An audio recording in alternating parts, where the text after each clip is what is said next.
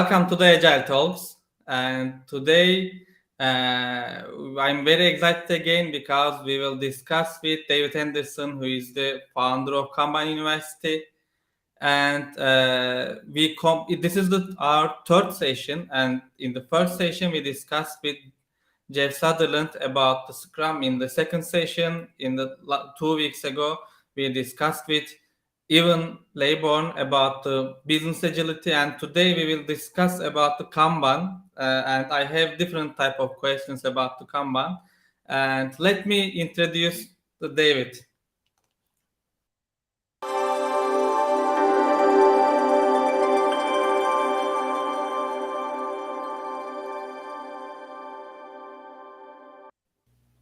Welcome, David. Hi. Thank you for How are having me. you? And today I'm very excited because we will talk about Kanban, and everybody is talking about Kanban, and they are saying Kanban is framework or the Kanban is tool or Kanban is mindset. Everybody is talking about Kanban with different situation, but I'm very excited because we will listen from you, who is the founder of Kanban University. So let's start the easiest question. This is my standard question. The first question: who is David Anderson? Oh wow. So I think fundamentally I'm a software engineer originally and an entrepreneur. I started when I was a teenager. I was in the games industry in the 80s, the very early 90s. And then in a cyclical downturn in the games industry, I decided I didn't really want to stay in it through the next generation of processors and technologies and programming languages, and I'd rather do something else. So I went to university and I got a degree in electronics and computer science, mostly, and specialized in control system engineering. And then I almost pursued a PhD in wind turbine design, but the government pulled the funding from the research, and instead I got a job as a development manager at a 5-year-old tech company in Scotland. So I'm originally from Scotland. Nowadays I mostly live in Bilbao in Spain. I spent 20 plus years living in the United States. I've lived in Ireland, I've lived in Singapore. And I have two daughters who are kind of grown up now, sort of 20 and 18 years old. And I spent most of the 90s and the early 2000s, first half of that decade, working as a manager in the tech industry. I've worked at IBM and Microsoft, the telephone company Sprint, and also Motorola's mobile phone division back at the time. So I have really extensive career experience as a software engineer and manager of software engineers, and also as the founder of tech companies and as an entrepreneur from when I was a teenager. Oh, great! Also, the game part is very good. So, because and also engineering part is very good. So let's continue with the second question. The question is about, again, the simple question. What's Kanban? Kanban is a framework or tool or mindset. Yeah, it's sort of an unfortunate thing because you can ask the question, what is a Kanban? Yeah. Quite literally, that just means a signal card. So it's a token of some type that represents a quantity of something, and it's used for signaling availability. And that technique has been around for a long time, perhaps hundreds or who knows, more years. And adopted into Toyota's processes for making cars in the late 1940s, early 1950s. It wasn't documented until the early 1960s. So you can say that a Kanban is a way of signaling, and therefore a Kanban system is a is a pull system. It signals when you have available capacity and you start something based on the signal. And that's all very well, but really what I was looking for was a way of driving evolutionary improvements in originally software development organizations, but we could say any professional services, knowledge worker activity. And therefore, what is Kanban really is the question of what is the Kanban method. And it's a bit like saying, what is the Toyota way? The Toyota way is a way of evolutionary improvement at Toyota. And at the heart of it are the use of Kanban pull signal tokens and Kanban systems. And you can't just take something out of a manufacturing factory and just blindly apply it into a knowledge work world, because so many things are different. The work's invisible, but primarily the range of variability and the unknowns and the risks that you're dealing with are different. So instead, what I really did is extract out to the basic principles and then say, okay, you apply these principles in a physical environment. What if you apply these principles in a non-physical, intangible goods environment, a virtual environment? And hence, at the beginning, I was talking about the use of virtual Kanban systems for software development. And then at some stage later, I had to document the whole process, and that became the Kanban method. So what is Kanban? It's a defined method for driving evolutionary change in your organization, with the goal of achieving evolutionary improvement. Okay, but let's talk about in the first. Maybe we can start with directly to team level. Also, in lots of company is starting their transformation with Scrum teams, and then they are changing their mindset. They are saying we couldn't do, we can't do that. We need to change our perspective from Scrum to Kanban. So let's do Kanban. So they are saying Scrumban, but they didn't do that in the right. So my question is about: do we need to choose one of them, Scrum or Kanban, in team level? Yeah, there's just so many things wrong with that question, and I'm not I know. criticizing you personally. That someone who would ask that question is only someone who's been exposed to Scrum, and perhaps for too long, and perhaps without enough exposure to other things, because it's just wrong on so many levels. That first of all, we didn't start Kanban at a team level, and it wasn't intended to be some team level solution. It always started looking from the outside in, from the customer's perspective, with who's your customer, what did they ask you for, why are they unhappy? Because you wouldn't be asking me for help if they were happy, right? Why are they unhappy? What are their expectations? How are you failing to meet them? And it's unusual for something to be so simple that a single team can deliver the customer expectation. Yeah, it certainly happens. But in many cases, that in order to deliver something a customer's asked for, several or indeed many teams need to cooperate and collaborate together in order to develop the customer solution. So it didn't start at the team level at all. It started at a larger level of scale and from a customer perspective. And it's common enough. People come to us and they say, well, we're doing Scrum already, but our customers are still not happy. Okay, fair enough. Who are your customers? What do they ask you for? What are their expectations? Why are they unhappy? Why are you incapable of delivering to them, making them happy? And we just start from first principles every time, and it doesn't matter whether an organization's using Scrum or any other existing process, or it could be somewhat ad hoc or still very emergent because perhaps it's a newer business or a newer industry and their processes haven't matured enough yet.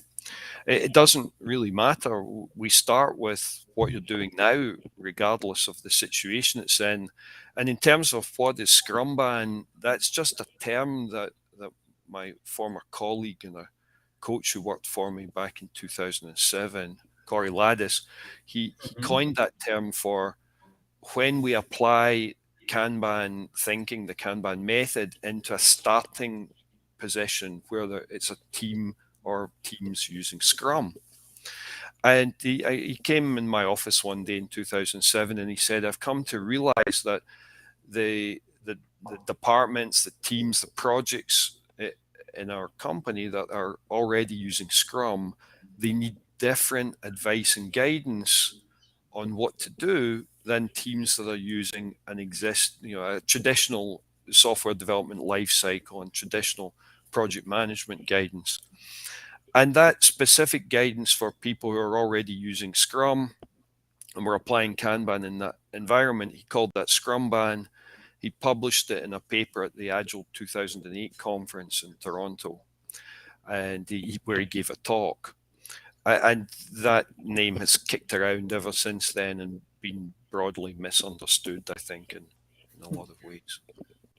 Great. Also, let's talk about a bit organizational transformation. In that part, as you know, SAFe is very popular Skate Agile framework. And also they are saying in SAFe we are using Kanban. In portfolio level, portfolio Kanban, and also team level, team can choose their way of working, Scrum or Kanban, or in program level they are using some boards and they are saying we put Kanban in our organization transformation. What do you think about that part? Is it right? I think largely they're using some Kanban systems and they're using at least some of the principles of you limit the work in progress, you implement pull signals, at least some of that. And how much they published too many versions of it for me to keep up, to be honest. They at no point are they proposing the whole concept of you evolve your organization to be fit for its environment and to deliver on your customer expectations. They're Mhm. just taking some big grand design and saying install this in your organization. Um, so it's completely the antithesis of the philosophy that I've been promoting the last 20 years. So in that sense, there's no Kanban method in SAFe. Hmm. Uh, and Why? there never Yeah, been. yeah. I don't think they even understand the philosophy behind it. The whole idea Hmm. that your organization is clearly making some money. That's why it can afford to pay your salary and all your colleagues' salaries. And you've got customers. And some of them are probably even happy. Maybe not all of them. But every business has its challenges. And what we really need to do is recognize there's a whole bunch of stuff you're already good at. We don't need to fix those things. Hmm. Let's identify the things that you're challenged with and where there's room for improvement and put mechanisms in place so that you can improve those. Let's not just wholesale remove whatever you're doing and replace it with some other prescription, however large, whether it's team level or whether it scales to a few thousand people or not. Um, that big, grand, dramatic change is very scary for people. It's dramatic social change. It often invokes crisis and anxiety in individuals. It can cause very significant staff turnover in organizations, and it's high risk. And if you're not a mature organization, you're probably lousy at change management. So why would you try to undertake some massive, big scale change when you know you're not good at doing that? Let's just start where you are and make a whole bunch of small changes. And if we can focus those small changes on where you'll get useful leverage, where you'll get a big bang for your buck, a lot of improved customer satisfaction for what might be quite small modifications, that's much less risky and it won't scare people and your staff turnover won't increase. If anything, staff retention will improve. So the philosophy of what I've been doing is really, for 20 years already, has been very different to what I hear out of the Agile community. Great. That's a great answer. So, Kanban is not just about to visualize something or pull system, and in safe they are saying always portfolio Kanban or in a team level Kanban. That's are different. I got that point. Also, let's talk about Spotify model, and that's another very popular framework or model. Lots of companies starting their transformation, maybe not starting after 6 months or after a year, their transformation. They are trying to change organizational structure to matrix organization, from matrix organization to Spotify model. What do you think about that model? Also, So once again, what we've got is a prescriptive design mhm. for an organization, processes, roles, responsibilities, workflows, different social organizations for people. Um, and it really suits consulting companies who sell organizational design and organizational transformation. Right? Here's the prescription, the Spotify model. This is what you're do now. We're going to throw that away. Mhm. And then we, the consultants, are going to be here for a bunch of time, a year, 2 years, however long it takes, take a whole bunch of your money, and we're going to install this thing. And stuff, everything's going to get worse for a while, and then gradually we hope it will get better. On this template allegedly came from this very successful company called Spotify, which it sort of kind of did, but they don't use it in any recognizable form any longer. You need to recognize that there's a context there. And at the time the Spotify model was invented, Spotify was losing over $1 billion a year. So when I hear this from clients of ours, people who buy training from us, and they ask about Spotify model, I say, so you want to install a solution that worked for the context of basically an internet radio music streaming service. And they say, I say, so is your business similar to an internet radio streaming service? No. Do you lose $1 billion a year? No. Can you afford to lose $1 billion a year? No, definitely not. Why would you copy what these people do? It's madness, but it's good business for consulting companies who sell organizational design and organizational transformation. It's a beautiful prescriptive organizational design. It's tailor-made for big consulting firms. Great. And also, it's working in lots of company. The companies can sell it easily. When some consultancy company come with directly with the Spotify model, they are saying yes, we need this. So I don't know why, but the companies is buying this idea. I see we have a good question here from Ibrahim. Yeah, that's a Uh, great question. So let's talk about that question. Complete. Yeah, so this is, I don't want to say it's a common mistake because it's not that common, but it's definitely a mistake, right? That people think that if you're doing Kanban at any level of scale, you end up with a big, complex Kanban board. And we have occasionally seen some of these.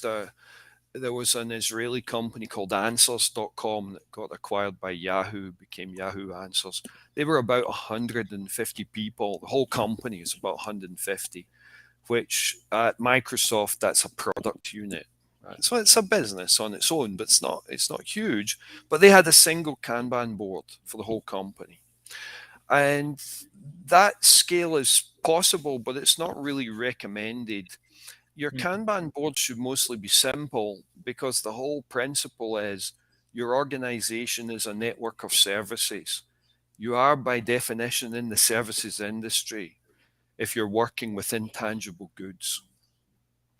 So your customers come, they ask you for something, and you serve them whatever it is they ask for. That's a service. And within your organization, you may have to ask other people to do stuff for you, and they're providing services. So your organization is a network of interdependent services, and some of those services are external customer facing, some of them are internal, they're only internally facing, and there's dependencies between them. What you do is you design a Kanban board for every node in that network. For every service that you have, you you Kanbanize the service. And we teach how to do that in our fairly basic training, the Kanban system design training. And part of the design is to talk about who asks you for stuff, and also who you ask for stuff, what dependencies that you might have, and to model that so that you can manage it. So individually, you scale Kanban in a service-oriented fashion, and it scales out as a network of interdependent, usually very simple Kanban systems. If you have a very complex, complicated Kanban board, you're probably not thinking about it the right way. Great. And let's talk about a bit portfolio level. And lots of company is trying to improve their they are trying to improve their agility with team level. They are trying to improve their team skills, but in portfolio level, lots of company can focus in that area because it's simple to start with team level. What do you think about portfolio level, and how can we combine that portfolio level and Kanban? So I've worked at big companies where their strategic planning policy was to overload the organization, too Mm-hmm. many projects. And somehow they thought this was motivational for people. That I knew a very senior vice president at Sprint who quite genuinely believed the only way that we get something delivered is to ask for more than is humanly possible, which meant every year there were always unfinished things in the portfolio. I think many companies suffer from starting way too many projects and initiatives and not limiting those. However, applying Kanban at a portfolio level is somewhat problematic because the scale of a project could be 2 or 3 orders of magnitude in difference. So imagine that you finish one project and it's got 1,000 people on it, and that frees up a Kanban to start another project. Well, then the next best one to choose might only need 10 people. What do you do with the other 990 people? So there are some challenges in using Kanban systems at the portfolio level. And I think a lot of portfolio Kanban's really very low maturity stuff, or it's in environments where the projects are generally of the same order of magnitude and size. So you finish one, you can start another one. Um, but the basic principles are the same, right? A project has a deliverable, some product perhaps that has to be finished and delivered. That product has a cost of delay associated with it, and therefore it has some urgency. It has a lead time that we might be able to forecast using some forecasting techniques if we've done some analysis to figure out how big the scope is and so forth. So it's very similar in the sense that we have to know when do we start the project to give us enough time so that we deliver it more or less when we need the product to be delivered. So it's a different scale, but the main principles of figuring out when to start something, how long it's going to take, Mm-hmm. and what its cost of delay is if it gets delayed and it's not delivered on time, those are all the same. But would you simply have a Kanban for each project? Only if they're the same order of magnitude. Um, we haven't published a lot of material on portfolio Kanban over the years because I considered that it wasn't mature enough. And Hmm. that's 15 years already. On the other hand, my colleague Teodora Bozeva has spent the last 4 years working with 15, 16 companies on project, program, and portfolio management with Kanban. And she's about to start publishing that material over the coming months. And there will be an extension for the Kanban maturity model, mapping all the project, program, and portfolio management practices onto the model. Hmm. And also, let's talk about this portfolio side. And as you know, before the agile world, the companies is using annual planning.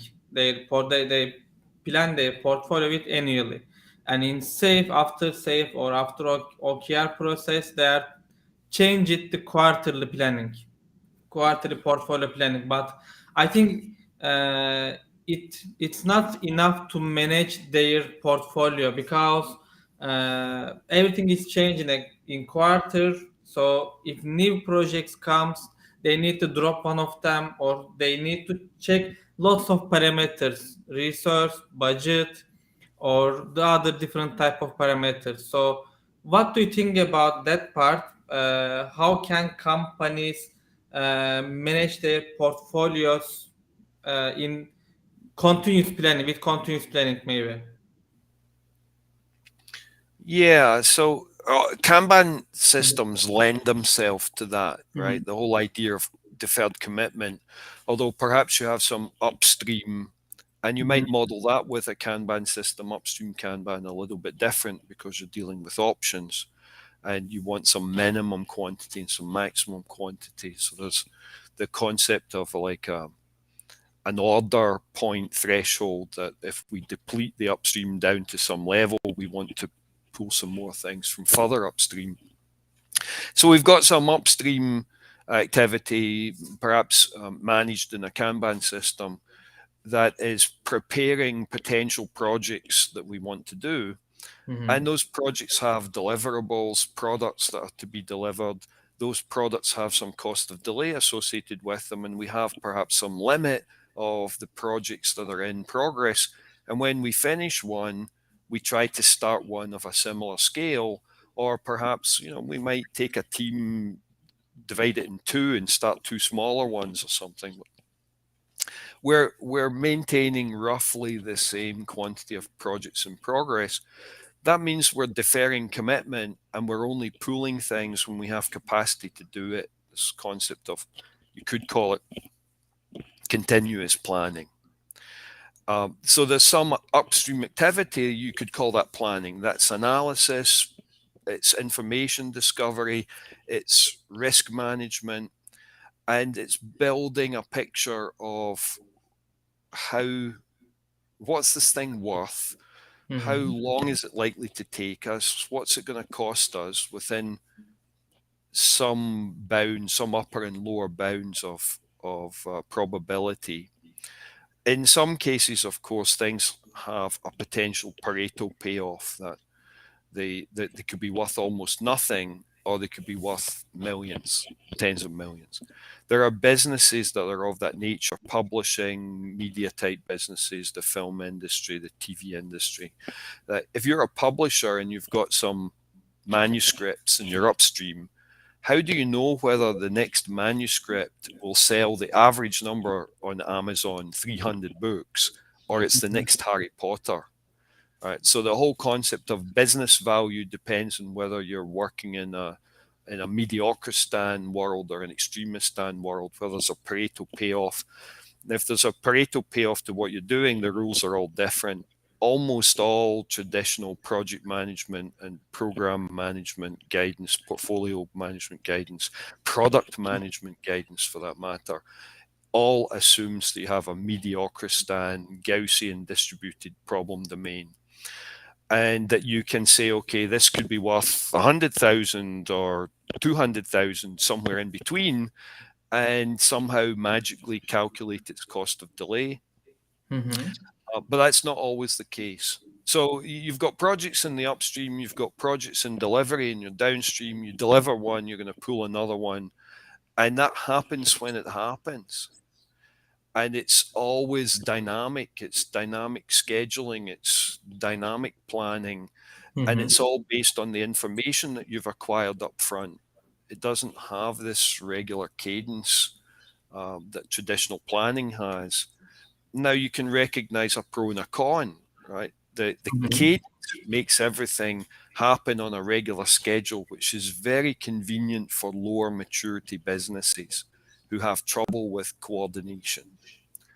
However, the rest of the universe doesn't run on the same cycles. Mhm. And if you want to be agile, if you want your business to be able to respond to opportunities quickly, you can't wait for that sort of planning cycle. You need to be able to pick something sooner and potentially move it through the system faster, trim it down if necessary, break it into pieces, whatever it takes. And that's true business agility. So you should now recognize that to really have true business agility, you need a more mature business. You scale through organizational maturity. You don't fall back to, oh, well, we have trouble coordinating meetings and making decisions, so let's just do it once a year. Yeah. Also, let's talk about maturity and lots of company trying to measure their agility level.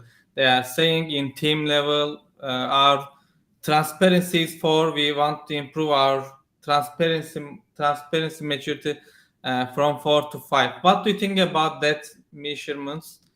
Yeah, I think that, again, that's a misunderstanding. People have Mhm. they've somehow got the wrong mindset. It's the organization that matures, and the organizational maturity reflects its ability to deliver business outcomes and to manage risks.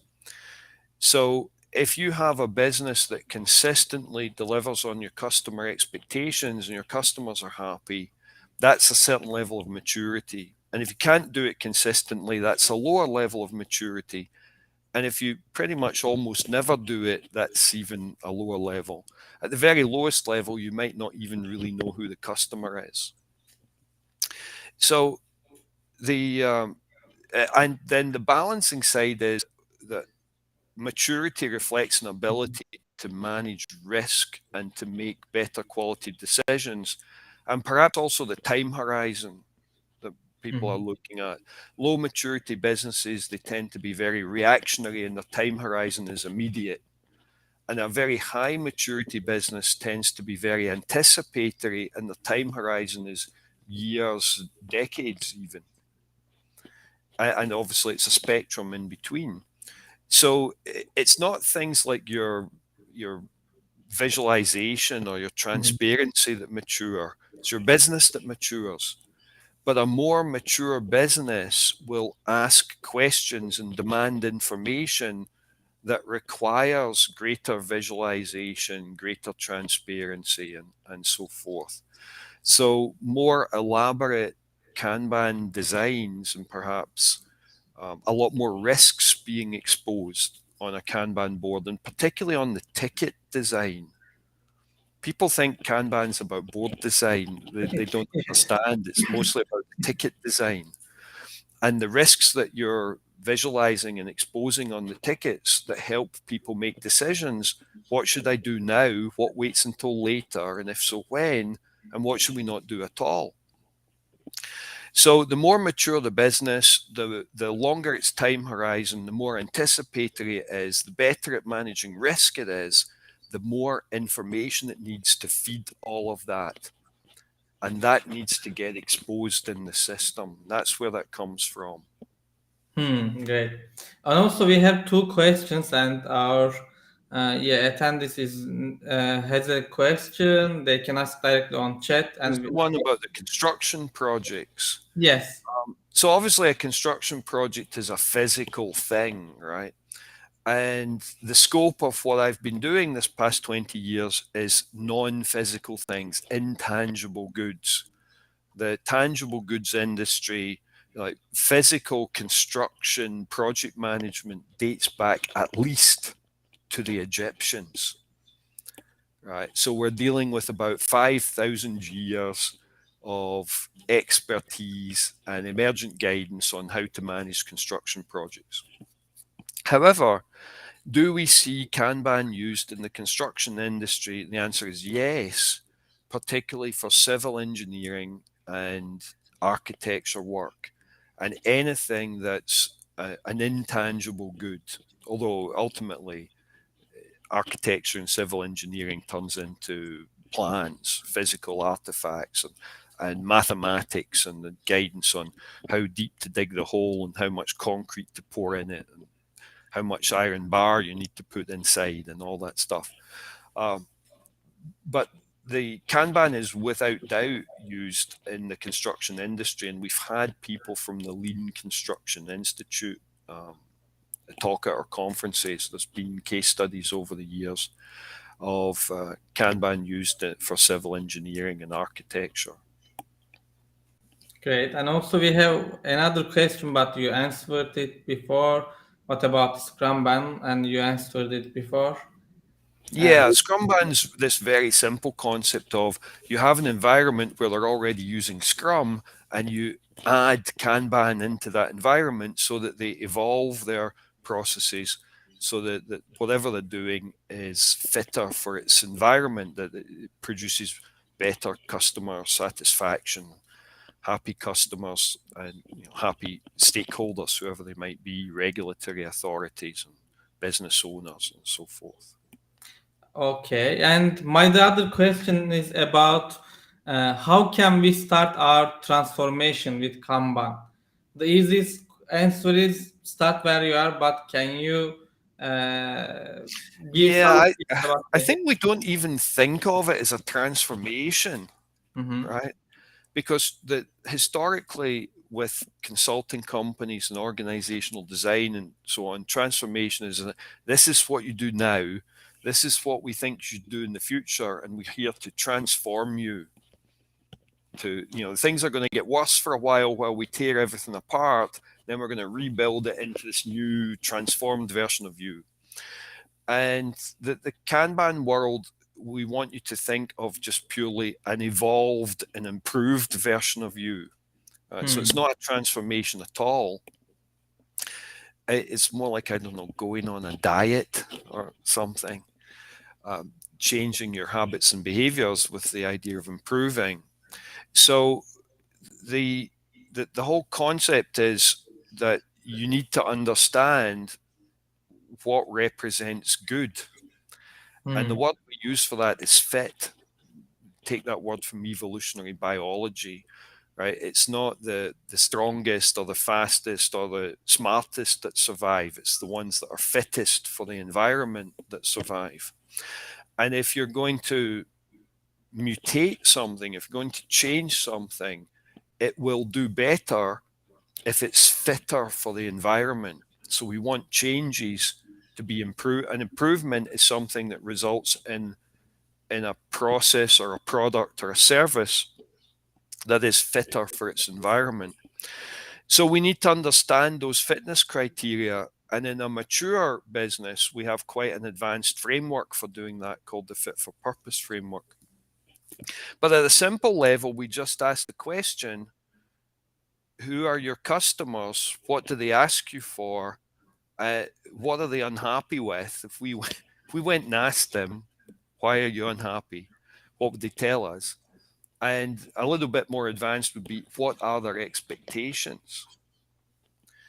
So typically, when I meet people, that if they know who the customer are and I say, why the customer unhappy, they'll say, well, we're too slow, we're unpredictable, we deliver with too many bugs or defects or quality issues. And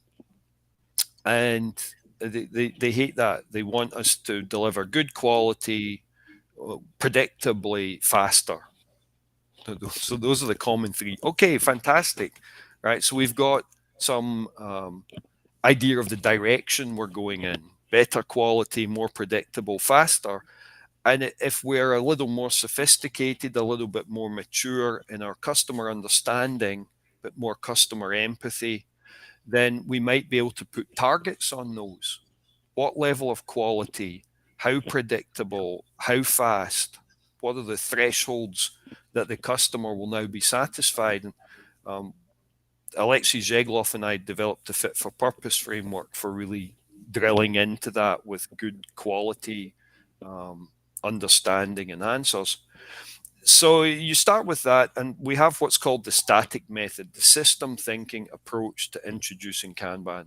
And we teach that in our Kanban system design class. Mm-hmm. And as I said earlier, your organization, you're in the service industry, your organization is a network of interdependent services.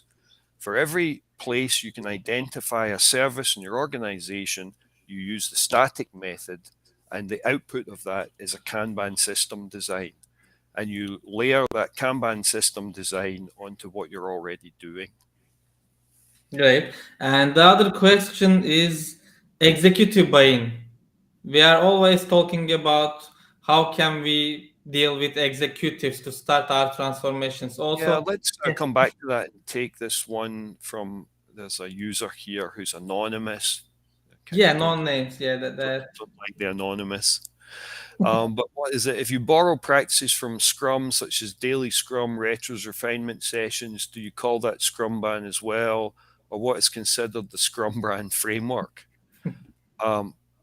So, first of all, you don't borrow anything from anywhere. You start with what you do now, and then you install the Kanban method mechanisms, which are things like the service delivery review and the operations review and the risk review and the replenishment meeting and the delivery planning meeting and the daily Kanban and the use of a Kanban system. And you may or may not need to visualize that with some form of Kanban board. Notice that the Kanban board comes last, not first. And I don't even recognize the term Scrum Ban framework. Sorry, that's kind of a nonsense. Scrum Ban refers to adding the Kanban method as I just described it to an environment where they're already using Scrum. My other question about sprint review meetings. And lots of team cannot deliver any product or piece of product end of each sprint. What do you think about that part? What's your suggestion about their reviews or?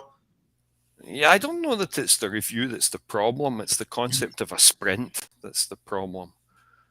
There's really a very important paper that I wrote called The Tyranny of the Ever Decreasing Time Box. The whole idea that you time box things Mhm. and that the length of time in the time box relates to your agility. How fast can you move, right? So if you did annual planning at portfolio level, the time box is a year. You can't move very fast. A week after your annual planning, now you have to wait almost 2 years before you can finish something that you didn't decide. Now, as you make that time box smaller, and in the Mhm. original Scrum definition, the time box was 4 weeks. And Mhm. then they thought, well, that's not agile enough. Let's make it 2 weeks. Meanwhile, the extreme programming guys, they went from 2 weeks to 1 week because that would be more agile. Well, if you keep trimming it down, you would end up with, say, 1 day sprints where you would spend 6 or 7 hours in meetings. Hmm. Right? So because it has the batch has a transaction cost. It has the sprint planning, it has the retrospective, the demo, whatever might be on the back end. And then there's some period in the middle where you're doing the work. And if you keep making that period smaller, the transaction costs become a greater and greater percentage. You'll never get to really true agility by trying to time slice the box down. You need to break that constraint. So Kanban systems do not constrain the length of time. They constrain the quantity of work. Hmm. And don't confuse that with sprint planning, that you had some container, that there's a period of time and we think, well, we can do so much work, so we're going to pour the work in there and the work is limited. The reality is most Scrum teams we meet miss their commitment by about 50% on average. And they struggle to deliver things that are valuable to customers because maybe that can't be done in 2 weeks. So they break it up into smaller bits, and then those bits have to be reassembled later. And the blindness that we commonly see, which is it maps to the difference between maturity level 1 and 2. A level 1 organization only tracks what's going through teams and individual sprints. A level 2 organization said, who is our customer? What did they ask us for? And then they start tracking the length of time it took to deliver the thing the customer asked for. They report the customer's lead time for the customer valued item. And that drives all sorts of different behavior as a consequence. Okay. Let's talk about. I have last 2 or 3 questions. This question is about roles. We are saying Scrum Master, Product Owner, Developer in Scrum, also in Safe, Epic Owner, Product Manager, Business Owner. In Kanban, as I know, there is no any specific role, Kanban Master or some, yeah. Yeah, in more recent material, we published roles: the service delivery manager role, the service request, so upstream service request manager role, and Mhm. downstream the service delivery manager. Or at a lower maturity level, those things merge into something that's called the flow manager. But really, they're just sets of responsibilities that need to be present, that someone needs to be responsible for taking the customer's order and ensuring the thing the customer asked for actually got delivered. And perhaps additional responsibility like what was the customer's expectation and did we meet it? If the customer expected the thing delivered within 28 days, how long did the delivery take? And was that more or less than 28 days? If it was greater than 28 days, what could we do about it to prevent that from happening again in the future? So they're just sets of responsibilities. However, unless it's a very high maturity organization with a really quite a liberal, high trust culture, you can't just publish the responsibilities and hope for the best. Hope that someone or some group of people say, oh, yeah, we'll be responsible for that. Sometimes you need to define that set of responsibilities as a role and then tell this person, you play this role. So we published those roles, and we're also looking at publishing a formal definition of a Kanban coach as a role. So that it's not true to say there aren't any roles, Mhm. but it is also true to say you start where you are now with the role and responsibilities you've currently got and the job title you've currently got. But perhaps we have to hold a mirror up to those and say, look, no one's taking responsibility for the customer's order. And that's why customers are unhappy. So someone needs to take those responsibilities for taking the order and ensuring delivery and ensuring we meet customer expectations. So someone's existing job gets augmented with new responsibilities. And that set of responsibilities is published in the Kanban method. Okay. And my last question, this is the classical question. What's your suggestion for the agile coach leaders or organizations? Can you share 3 or 5 suggestions to them for the, Generic yeah. things. So, fundamentally, you need to focus on customers and to some extent other stakeholders, but customers is a good place to start. Other stakeholders, regulatory authorities, for example. Um, so focus on that. And just as general guidance, if you focus on quality and Mhm. you focus on reducing work in progress, so you reduce the overburdening on people, which helps them actually improve the quality, and you focus on keeping things flowing. Hmm. So if something is blocked or delayed, you focus on unblocking it, getting rid of the sources of delay. You you stop starting new things and you focus on finishing existing things. So stop starting and start finishing. Um, so so reduce or limit the work in progress, relieve overburdening, relieve the system of overburdening, help things flow. If they're not flowing, focus on fixing that, eliminate sources of delay, get things unblocked, become good at that as an organization. Focus on higher quality. Don't let things move downstream until you're confident that they're of very high quality. You don't want things coming around again to be reworked, and you certainly don't want them coming back from the outside world as failure demand. And if you can just do those things, you will massively improve the performance of your business, the happiness of the people working in the business, the customer satisfaction, and the economic performance. Great, and thank you.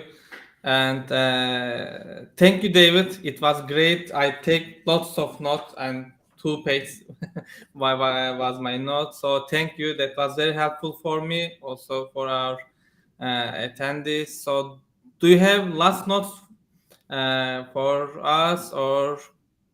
Well, thank you to everyone who's tuned in. Thank you for the questions that came over the messaging system. Thank you for having me, and I wish you all some success improving the performance of your businesses, and making it a better, your place a better place to work, and somewhere that everyone loves. Right? That it can be a win-win-win-win situation. It's a better place to work with happier customers, with fulfilled expectations with your regulatory authority, with happy managers and happy investors. And you get there a little bit at a time. A small improvement is still an improvement. Never forget that. Right. And if you can do lots of little small improvements one after another, you're going to look back and think, wow, we came a long way. Yeah, I think that's a great suggestion for the whole uh, companies, also the whole personal lives. Start with the small.